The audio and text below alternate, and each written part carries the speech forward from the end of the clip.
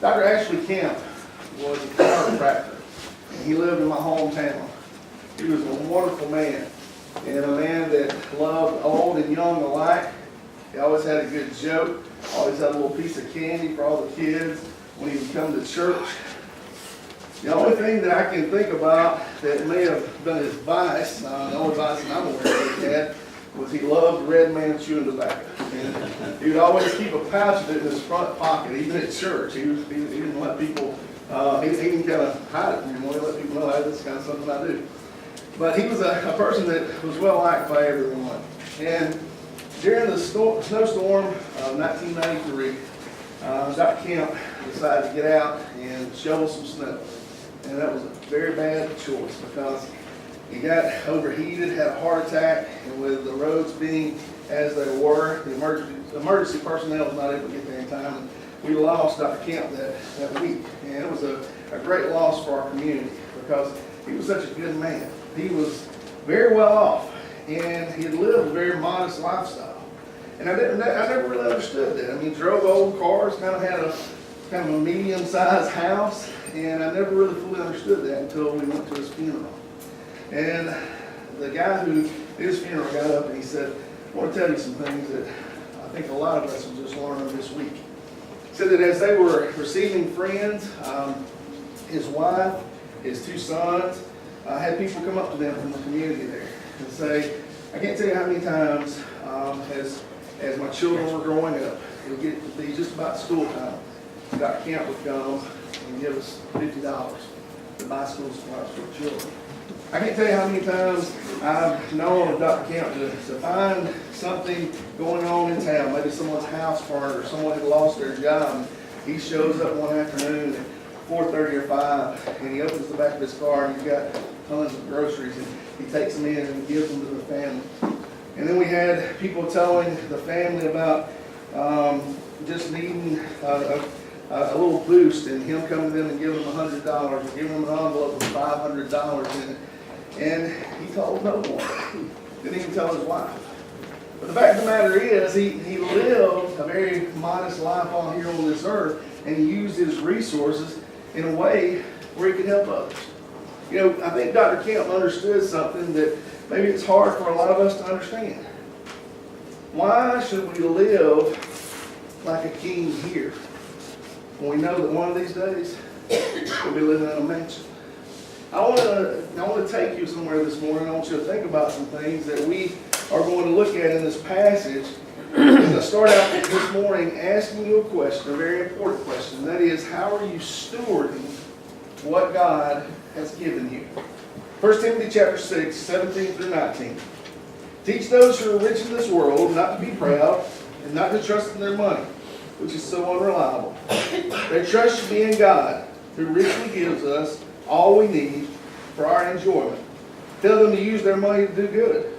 They should be rich in good works and generous to those in need, always being ready to share with others. By doing this, they will be storing up their treasure as a good foundation for the future, so that they may experience true life. True life by doing what? Storing up things for tomorrow, for the future. And we read this passage and the way it starts out. Those who are rich in this world will say, well, you know, man, that's not me. The fact of the matter is, if we live in this country, that's pretty much us. Because the United States, citizens of the United States, have more resources available to us than 98% of people in the world. Now, as we enter into this time, I'm not just talking to us about our money. I'm talking about our lives. How are we stewarding what God has given us? Our time, our compliments, whatever it is that God has given us. I want you to look at this lesson this morning and answer that question from an individual basis. So, as we get started in Luke chapter 12, we see Jesus here and he's teaching. And he's giving some warnings. He said, hey, here's some stuff over here that you really need to avoid. And here's some things that you really need to involve yourself in. So he's got this crowd around him. He's doing some really good teaching. And I want us to notice about the first 12 verses, and then we'll make some comments and then kind of move on. But notice beginning in verse 1. Meanwhile, when a crowd of many thousands had gathered, so that they were trampling on one another, Jesus began to speak first to his disciples, saying, Be on your guard against the yeast of the Pharisees, which is hypocrisy. There is nothing concealed that will not be disclosed, or hidden that will not be made known. What you have what you have said in the dark will be heard in the daylight, and what you have whispered in the ear in the inner rooms will be proclaimed from the roofs. I tell you, my friends, do not be afraid of those who will kill the body, and after that can do no more. But I will show you whom you should fear. Fear him who, after your body has been killed, has authority to throw you into hell. Yes, I tell you, fear him. Are not 5 sparrows sold for 2 pennies? Yet none of them is forgotten by God. Instead, or indeed, guys, I can't read these lines. Sorry.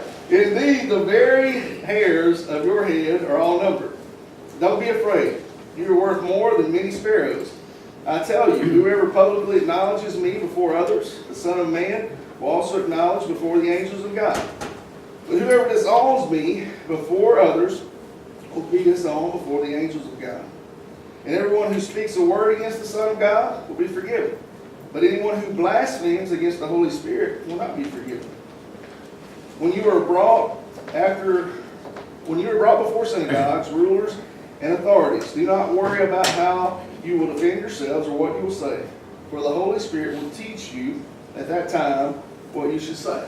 So, he's saying all this, he's out here, he's kind of giving a lesson. Now think about this for just a moment. Kind of put yourself in a situation. Because it says he's speaking to thousands, all right? Think about we're just over here at the forum, and we're not where we used to meet, but we're out there in the middle of the big arena. You know, I think it seats like maybe 4,000 people. So we're out there, and Jesus is talking to all of us. And we're all engaged, and we're saying, hey, this guy's giving us something to think about, good and bad. We're going to look at some stuff. And then all of a sudden, one person steps up. You're like, what are you doing, then? But notice verse 13. Someone in the crowd said to him, Teacher, tell my brother to divide the inheritance with me. Really? This is where we're going with this? I'm trying to give you some teaching. I'm trying to give you a few things that you can benefit from. And all of a sudden, this one guy's over here saying, hey. But just a question real quick for me. So how the rest of us going to feel? But Jesus said, man, you don't want to be a judge or an arbiter between you. Then he said to them, watch out, be on your guard against all kinds of greed. Life does not consist in an abundance of possessions. Now, we look at this guy a lot of times, and as we read through this passage, and we say, did you really have the audacity to step out here among thousands of people and be the person who makes this particular thing about you? You're going to direct his attention. All of us came in here today. We got our seat. Some of us got here early to get a good seat. And you're the person who is directing the attention to you. Wow. Man, you got some gall coming in here to do that. But I want to ask us this. Are we really that much different? Are you and I really that much different? Because how many times do we think more about ours and what we will get than we do about the words and wisdom coming from Jesus? I mean, how many times are we in a situation right now, this time of year, Thanksgiving, Christmas, and we already start to think, man, you know what, I went on Thursday and Friday, and I bought some stuff, and I don't know if I'm going to have enough money this year to buy everything that I want, because I want my kids to have this and this and this, I want my wife to have this, I want my husband to have this, and I don't know if I'm going to have as much as I want this year. And then we come in to our assemblies like this, and we think, God's Word's being presented, but I'm thinking about whether or not I'm going to get that new rifle. And it's not just this time of year, but it's just in general. Folks, when we come into the assembly, when we're able to have a small group, when we're listening to God's Word being presented, do we come in and say, hey, you know what? This is for me. This is something I'm going to take home for me. I'm going to compare myself to what I hear and see where I need to do a better job of matching up with what God has given me. How do you approach life? How do you approach the delivering of the Word? How do you approach your small group? Is it about going and getting what Jesus has for you? Is it about leaving there saying, okay, I'm going to apply this in a better way. I want to hear these words.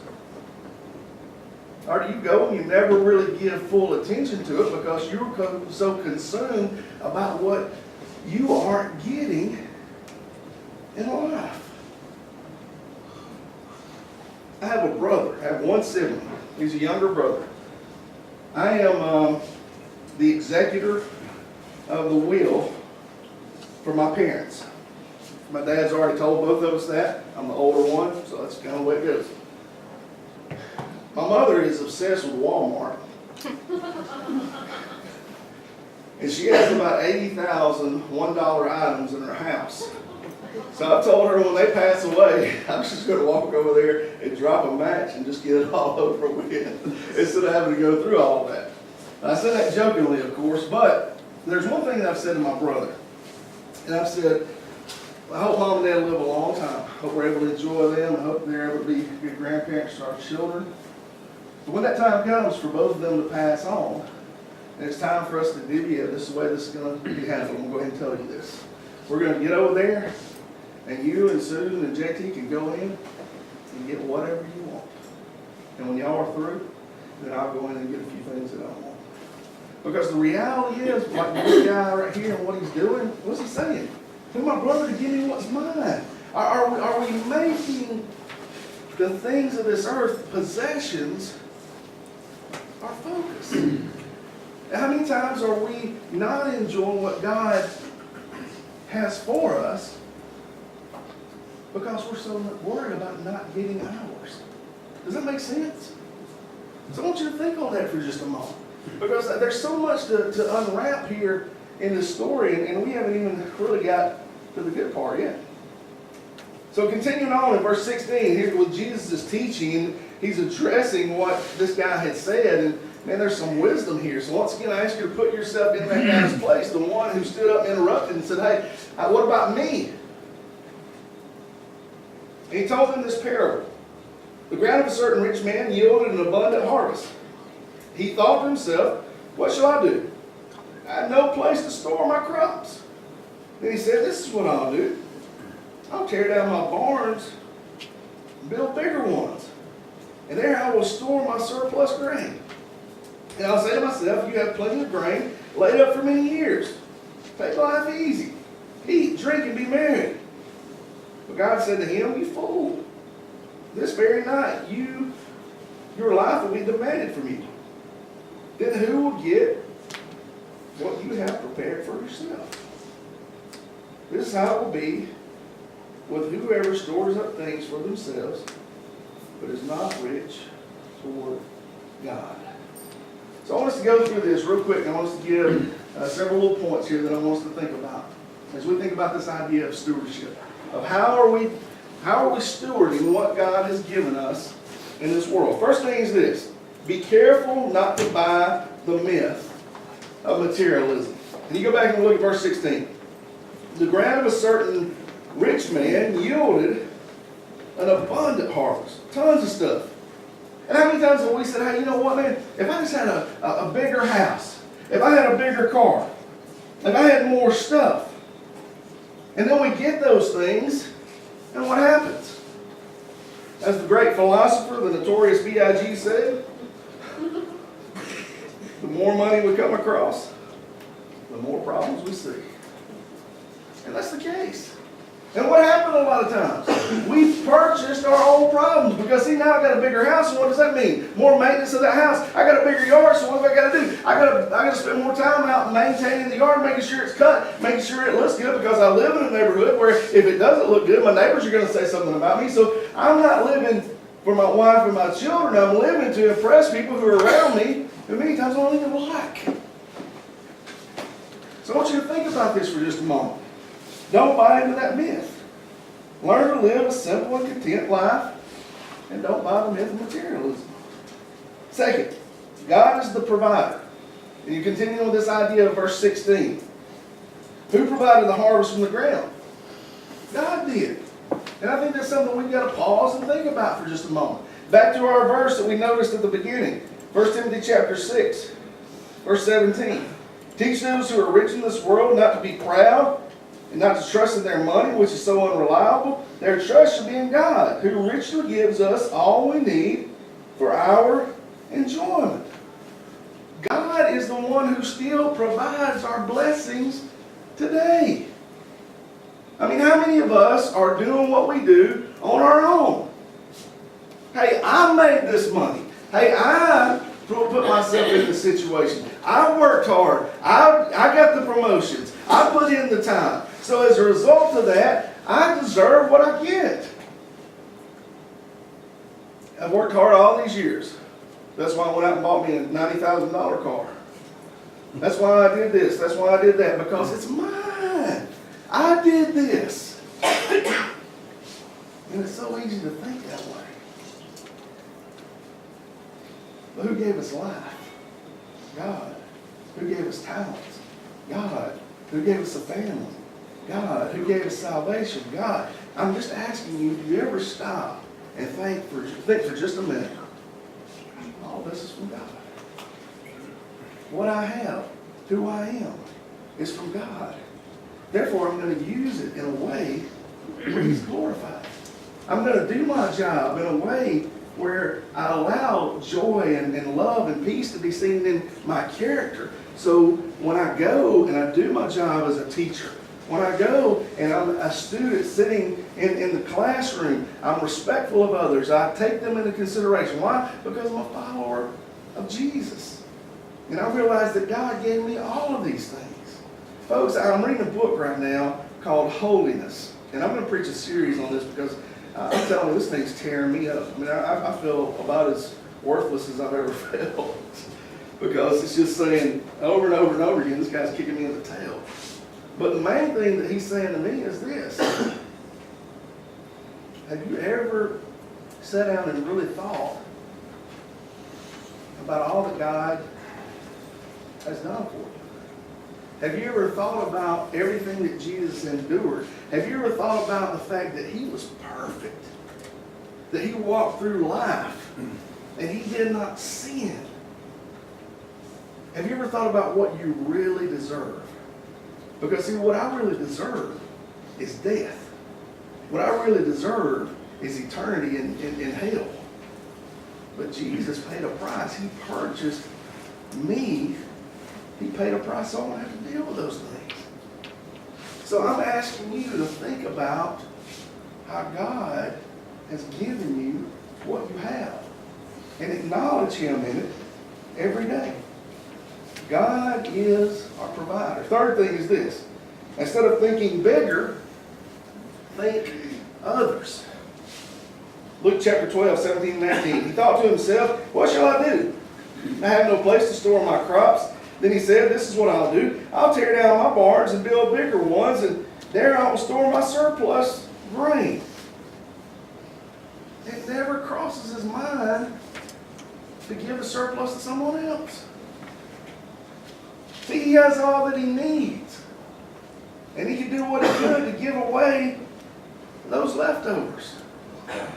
And see, if he does that, then it does a couple of things for him.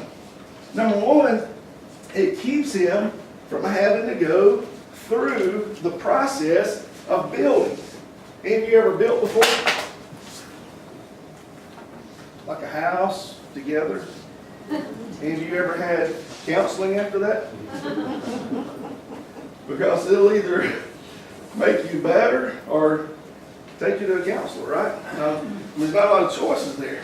So it'll save you the hassle of building because you don't have to build a bigger barn. But the other thing is, the most important thing is, when you don't build the bigger barn to store your stuff, you can help others with it. And that's what I want you to think on for just a minute. Instead of building a bigger barn, give someone the furniture you aren't using.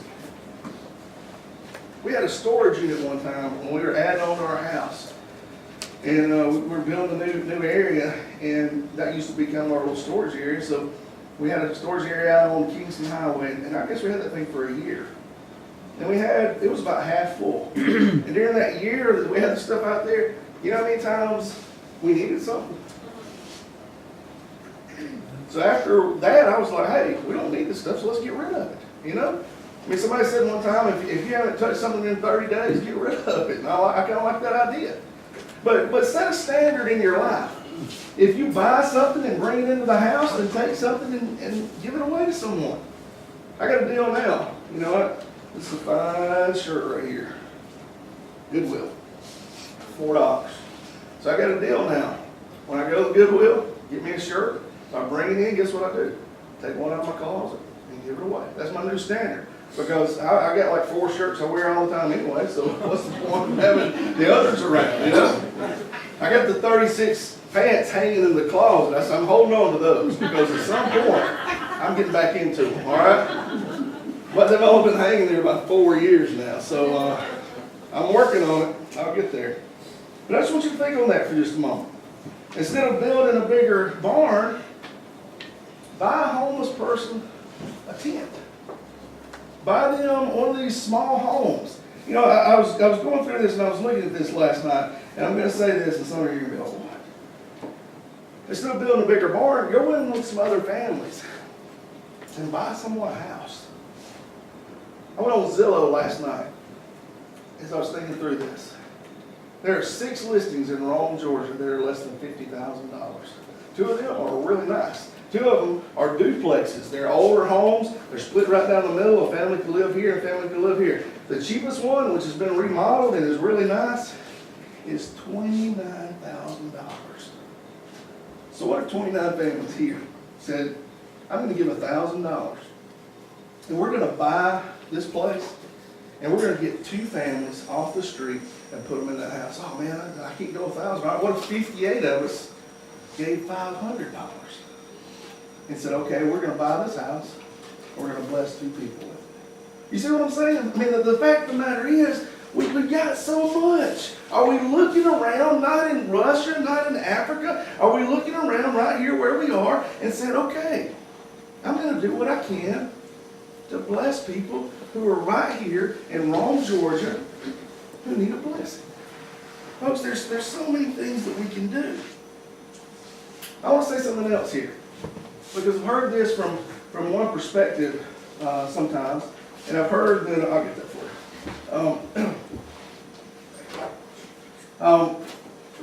I've heard people say, hey, you know what? Oh man, it's just a sin to be rich. It's a sin to have good things. Is it? I don't think so. I think we can have the smallest house in the world and sin by living there. I think we have the largest house in the world and be right with God by living there. Most of you know Michael and Aletha Thomas. They're really good friends of ours. They live in Woodbury, Tennessee. They got a nice home. And every time we've been to visit them, you know who's in that home? Someone that we don't know. A college student who's living upstairs. When we were there just a few weeks ago, there was a college student living there permanently and 2 other college students who were they're kind of part-time. And they opened this home and said, hey, if you need a place to stay, if you need a meal, if you need a place to come and hang out just to get away and talk, this place is open for you.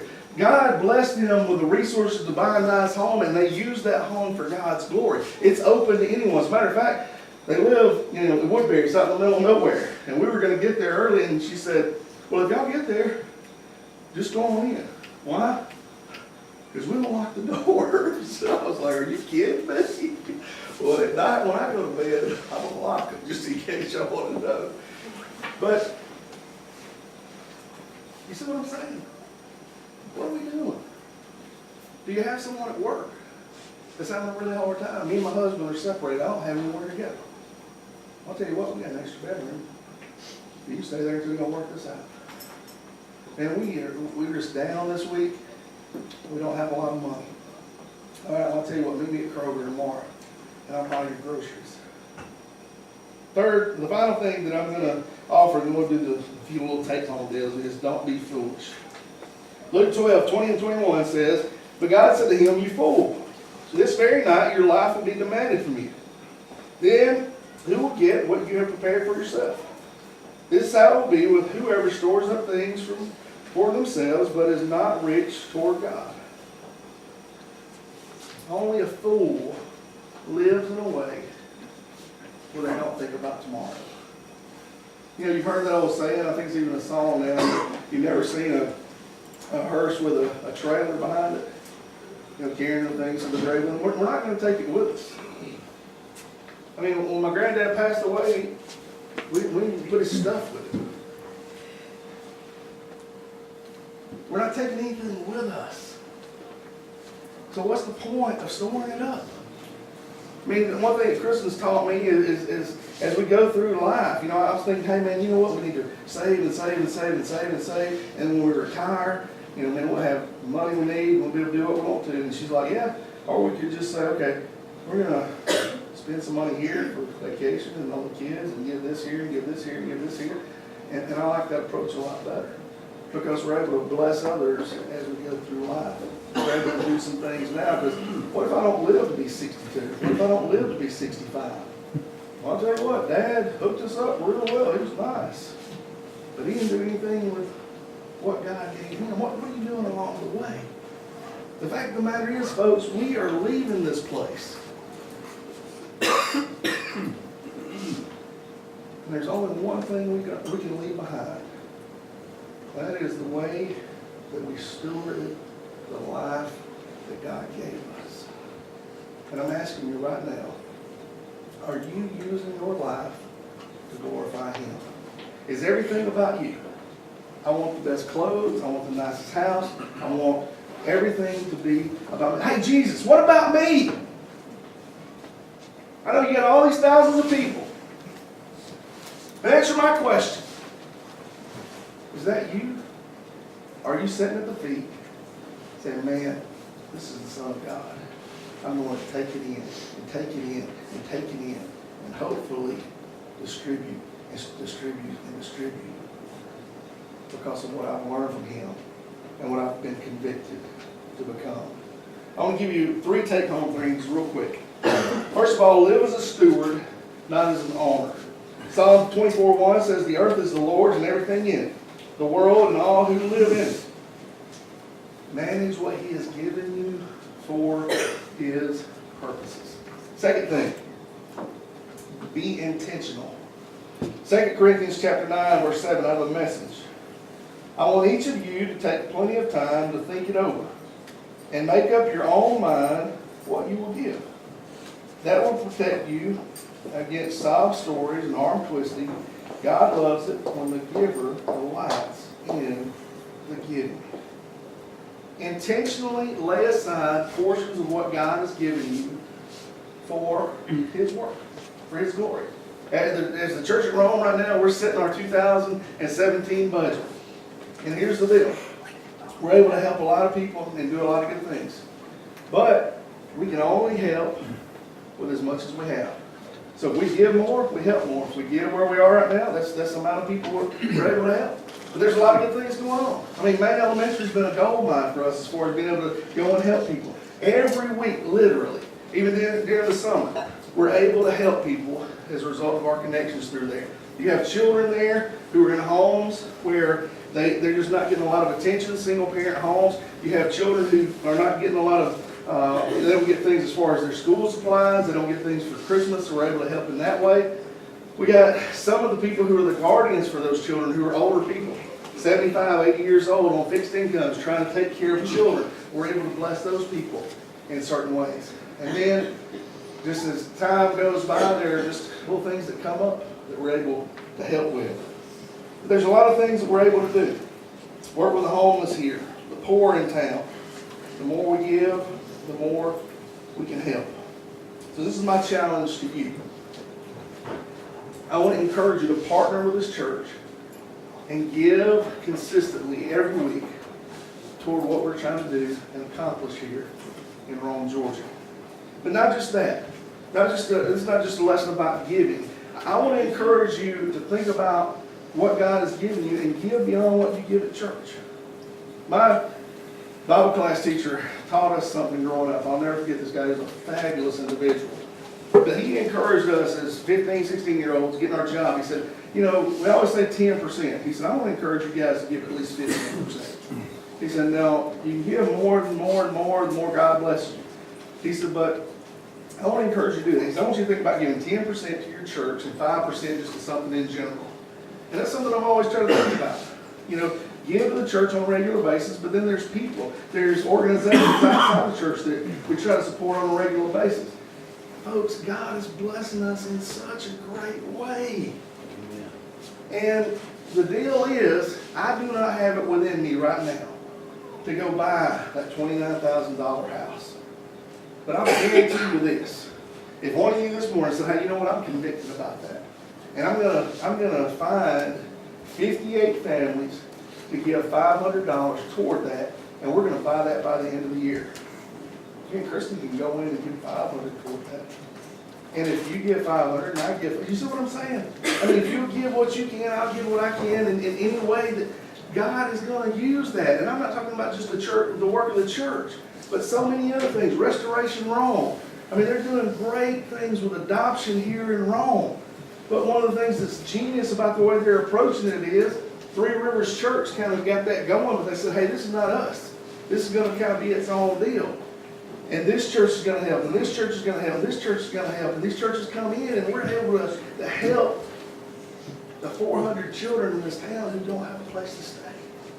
Because this individual's giving, and this church is giving, and that's what I'm encouraging you to do. I only have $5 a week that I can give.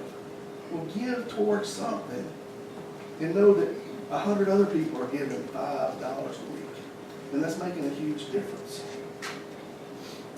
Final thing that I want to say is this: be urgent. Because one day, I'm going to do this, right? You know, when I get to the point where I'm making this kind of money, when I get to the point where our kids are going, when I get to the point where I'm retired and I don't have this much going anymore, I'm going to give, like I said, no, I only encourage you to do it today. Not wait till the first of the year, but today when you get home. Sit down with your spouse, sit down with your bills and say, okay, this is where we are, and this is what we're going to start doing today. Tomorrow when I get paid, when we start writing checks, we're going to start doing this differently and this differently. Because if we don't do it today, tomorrow may never come. I'm going to finish with this story. Because I want you to understand, I know something that a lot of you don't know. And I'm able to see things that a lot of you can't see. Every week, I'm blessed with the opportunity to go and do something. Last Monday, I was able to go and help a fellow get some groceries. Why? Because this congregation gives money every Sunday, and we're able to have some money that we use for benevolence, so this guy needed something, and I was able to go and help him do that. There's so many things that I can do like that on an individual basis where I'm representing the church. Just several months ago, we had a call, and an individual said, hey, there's a guy that I know in the community. They've got 4 or 5 kids, and they don't have beds for their children to sleep on. So we put out an email, and within about an hour, I got a call. And one of our members said, hey, can you meet me Tuesday? I said, yeah, what's up? Well, I just need some help. I said, okay. So we met, and that person said, okay, what I need you to do is I need you to go to a couple furniture stores with me, and we're going to try to fire up some stuff. I said, okay, that's cool. So the person had a truck, and we went.